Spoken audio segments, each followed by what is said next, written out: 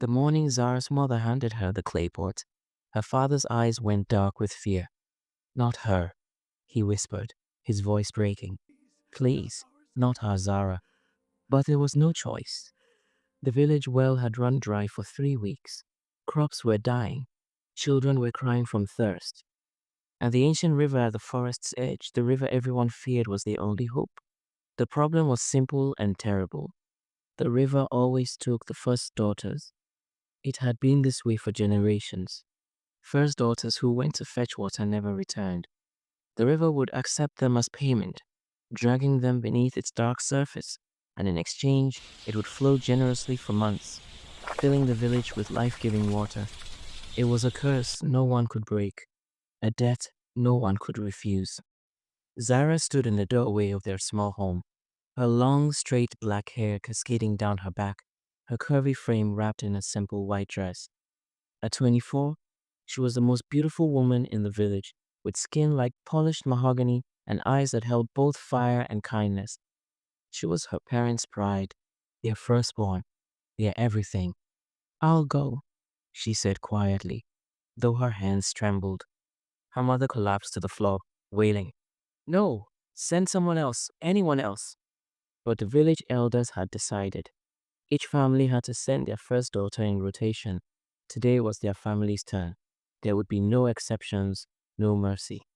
The entire village gathered as Zara walked toward the forest path, the clay pot balanced on her head. Her father walked beside her, tears streaming down his weathered face. Her mother followed behind, supported by neighbors, her cries echoing through the morning air. My baby, she sobbed. My precious girl. Zara's younger sister, Amara, ran after them screaming, Take me instead. I'll go. Please let me go. But the curse was specific.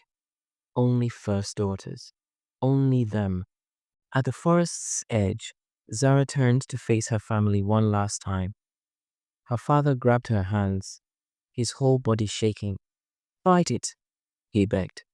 When you feel it pulling you, fight with everything you have. Zara smiled through her own tears and kissed his weathered cheek. I love you, Papa. Take care of Mama and Amara. She walked into the forest alone. The path to the river was littered with remnants of those who came before, torn pieces of fabric, broken pots, flowers left by grieving families. Zara's heart pounded with each step. She could hear the river now, its voice like 1,000 whispers calling her name. When she reached the water's edge, she knelt down and dipped her pot into the cool, clear water. It filled quickly, almost eagerly.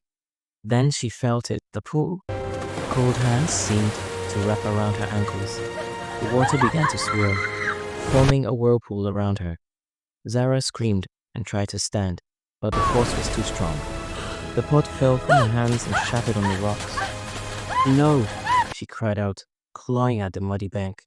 I'm not ready. Please. The river responded with a roar, and Zara felt herself being dragged forward.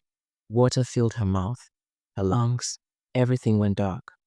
Then, suddenly, she was standing, not in the river, but beside it, dry, breathing, alive. Before her stood an old woman with silver hair and eyes like storm clouds. Around them stood dozens of other young women, all the first daughters the river had taken over the years. You fought, the old woman said, her voice ancient and knowing. You're the first in 50 years to fight back instead of accepting your fate. Zara looked around in confusion. Am I dead?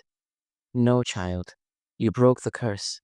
By refusing to surrender, by choosing life over tradition, you freed us all.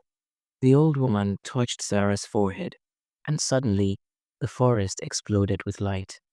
When Zara opened her eyes, she was lying on the riverbank, coughing up water.